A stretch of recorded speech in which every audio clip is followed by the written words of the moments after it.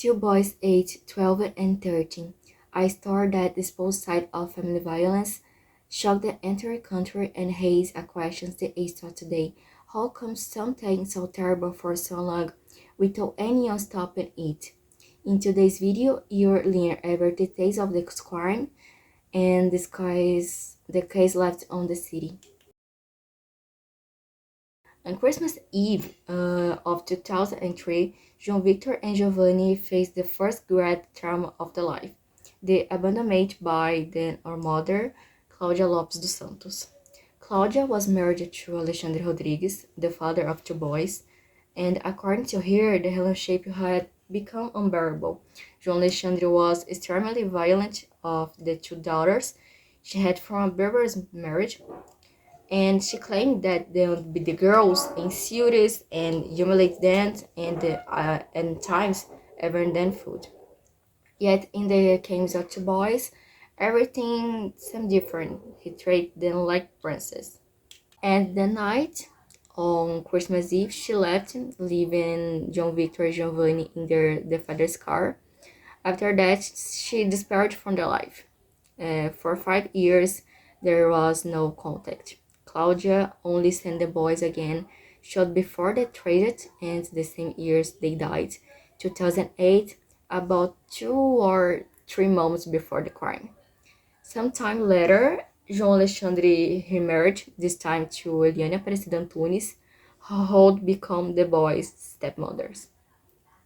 It is not exactly when the abuse began, but records show that between 2005 and 2007, sometime as rather very wrong inside the house.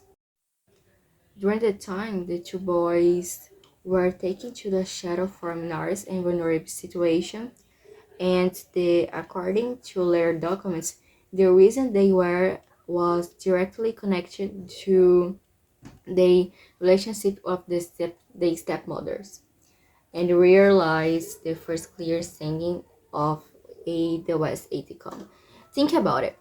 If a child has a home, has a father, and still chose to live in a shadow, there is something inside the house is already crying out for help. The first police reports in the case came from a neighbor complaint. Residents had noticed that the boys were living alone. João Alexandre had simply left them in the house where they stayed and gone to live with Eliane. When the police arrived, they found the boys by themselves. For their safety, they were taken to the shelter where they remained for about 9 months. And while they were at the shelter, the case came under the supervision of a juvenile court judge responsible for the children in these situations. The judge even conditional hearing if the father and stepmother, nothing that at the time. The couple appeared loving and concerned for the boys. Shortly after, a second police report was filed, this time with formal complaints against Eliane for abuse. And within the shelter, the boys began to disclose what was truly happening at home. In one of the most disturbing incidents, they talked that one day for 5 bread rolls and then the secrets because according to them, the stepmother had not provided them with food. And Eliana found out the punish as humiliating. She forced the boys to eat paper, then chocolate, mixed with the salt until they vomit, and they then eat they or vomit. The older brother began to show clear signs of trauma. He started wetting the bed, something common among children subject to abuse and constant fears. And when that happened, Eliana punished him by making him stand face the all night long. Even without the signs, complaints, and reports, The final decisions of the court is to send the boys back to their father. It's important to remember that while they were at the shelter, the boys were asked to write down 5 dreams. Only 4 of those dreams were later found. The first is to say their grandfather, who I know to the end and already passed away. The second, to have a bicycle. The third, to live with the mother again. 3 days before their deaths, the stepmother gave the boys 10 reais and told them to go and find the mother, a mother they very new. After Eliana had over to the reais, unsure offered where to go. The boys took the streets. They entered for hours because, as they said before, they'd rather stay on the streets than return to the house. A police officer eventually found then looked in the stations. There, the officer spoke with them and they contacted the Student Protection Council. Despite the previous reports and warning signs, the decision was made. The boys hauled back home, and it was there, after return, that the punishment began. The next day, they are forbidden from going to school and forced to stay inside the house, a place that had already become their personal torment. That afternoon, Ellen Everett carrying two final items, gasoline and bleach, the last piece of the plan she and João Alexandre were about to carry out. According to investigations, John called Igor in the kitchen, saying when he and to talk.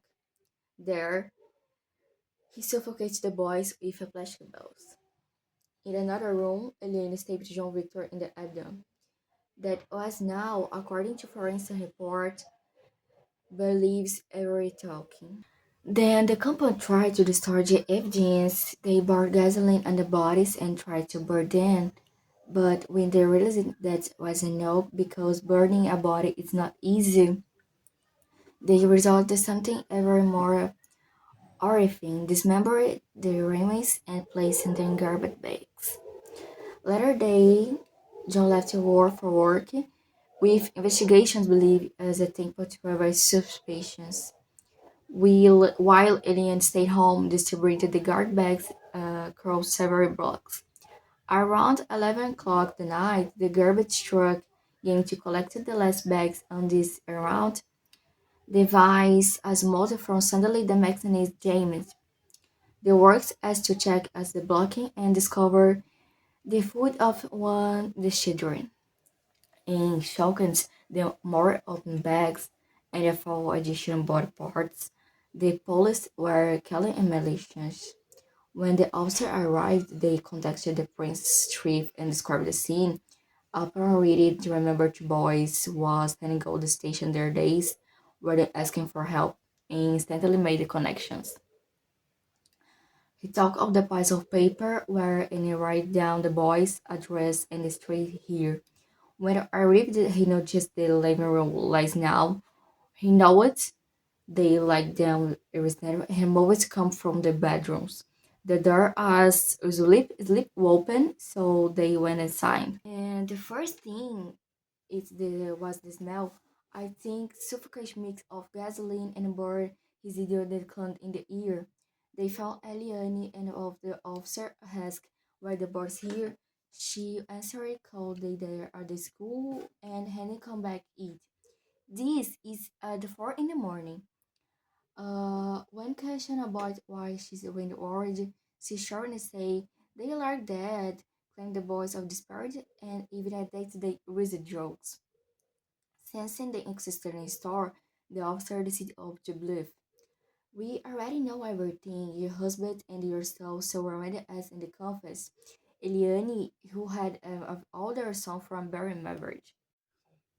At the moment, she broke down in tears and desperately attempted to defend herself. Inside there sounded nothing to eat. She said it was Alexandre who had known everything, and that she only opened the door and disposed of the bodies. perhaps because she knew that panic of concealing of corpse as later she placed at the blame of him. Soon after, both were executed on 13th of September. Alexandre too long to confess. It's as only in December that finally admits to everything described and telling details who at of the college on of the boys. He has sentenced to 67 years in prison. Eliane received 59. But despite the long prison sentence, the case received very little media attention and the years passed, and because Brazil penally with limits in prison to 30 years at the time, no 14. It's like them both are already in same open conditions.